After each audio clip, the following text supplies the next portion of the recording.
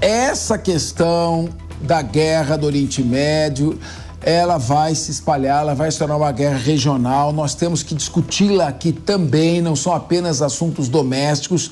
Os Houthis, que é um grupo terrorista assentado no Iêmen, bancado pelo Irã, está inviabilizando o tráfico da marinha mercante no Mar Vermelho, tirando navios da Rússia, da China e do próprio Irã. Qualquer outro navio que tenha bandeira de outro país é afundado. Se não é afundado, é atacado pelos Houthis, ali naquele estreito de Bab el-Mandeb, que é o extremo oposto do estreito de Hormuz. E isso é uma questão que está se transformando em grande risco. Somado à guerra da Rússia com a Ucrânia, as falas desastrosas do Emmanuel Macron, dizendo que é pôr soldados da OTAN dentro da Ucrânia, o que levou o Putin a fazer um teste com míssil balístico intercontinental com capacidade para 10 ogivas nucleares e bomba termostática, que é aquela bomba que é 100 vezes mais poderosa que a bomba de Hiroshima e que a bomba de Nagasaki. O mundo está vivendo um momento extremamente perigoso. No último sábado, o presidente dos Estados Unidos, Joe Biden, Joseph Robinette Biden Jr., disse que a abordagem do primeiro-ministro israelense Benjamin Netanyahu na guerra na faixa de Gaza prejudica mais do que ajuda Israel. Netanyahu respondeu na hora. O israelense disse que o norte-americano está errado e que suas políticas para Gaza são apoiadas pela maioria da população.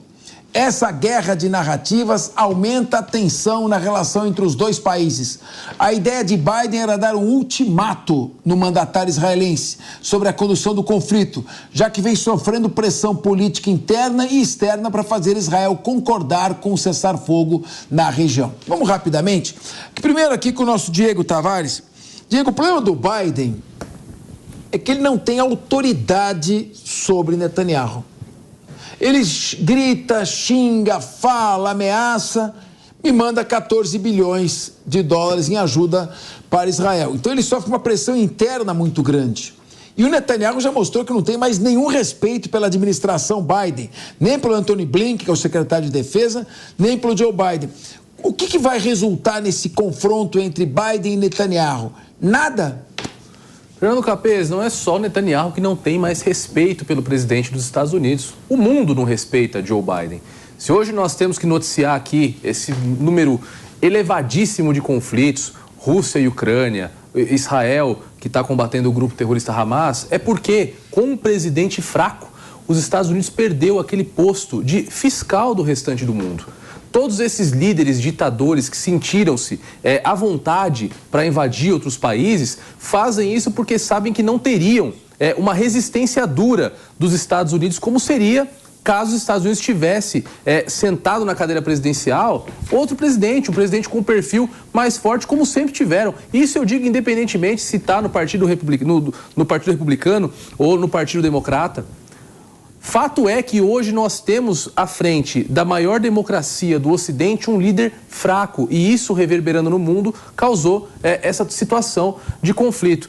Para a sorte dos Estados Unidos da América e para a sorte do restante do mundo, as pesquisas apontam que os dias de presidente do Joe Biden estão contados. Donald Trump aparece como possível vencedor das eleições americanas e eu espero que com isso o Ocidente retome esse protagonismo, que nós voltemos a ter aqui do lado ocidental do mundo uma potência que tem o condão de impedir esses conflitos.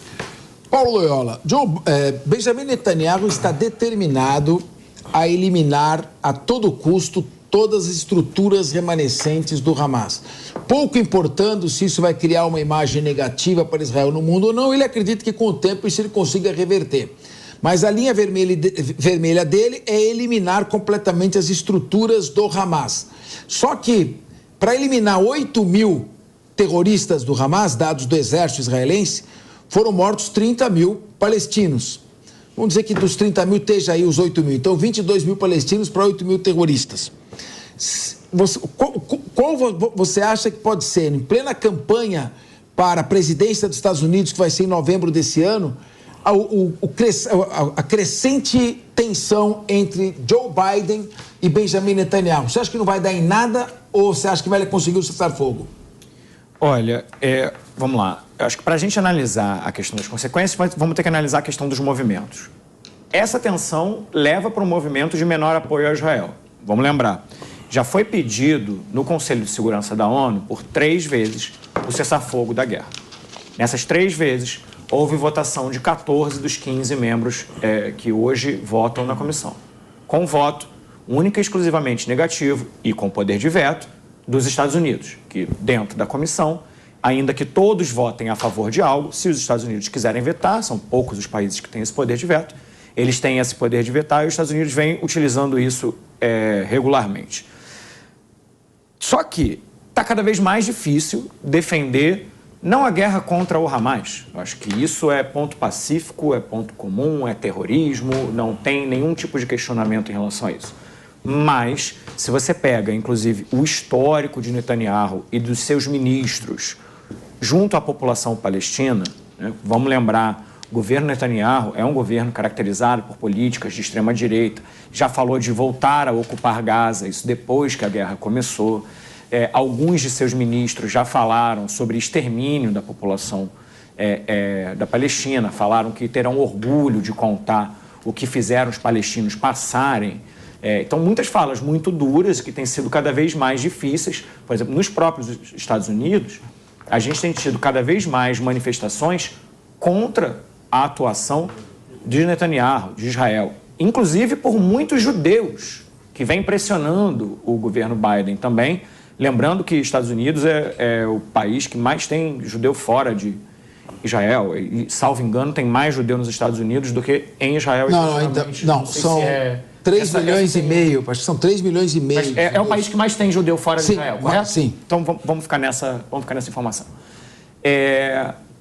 Dentro desse processo, tem um acesso, inclusive, ao poder e esse tipo de pressão, porque, de fato, está muito difícil defender a atuação de Netanyahu com ataques aéreos à população civil. A gente está falando de mais de metade dos edifícios, das estruturas da Palestina que já foram destruídas. A gente está falando de 80% da população deslocada. São muitos os conflitos, as passagens. A gente está numa guerra que nunca morreu tanta gente da ONU, nunca morreu tanta gente da Cruz Vermelha. Então, são muitas as linhas que estão sendo ultrapassadas pelo governo ali de extrema-direita de Israel, e isso está cobrando um preço em termos de apoio dos próprios Estados Unidos.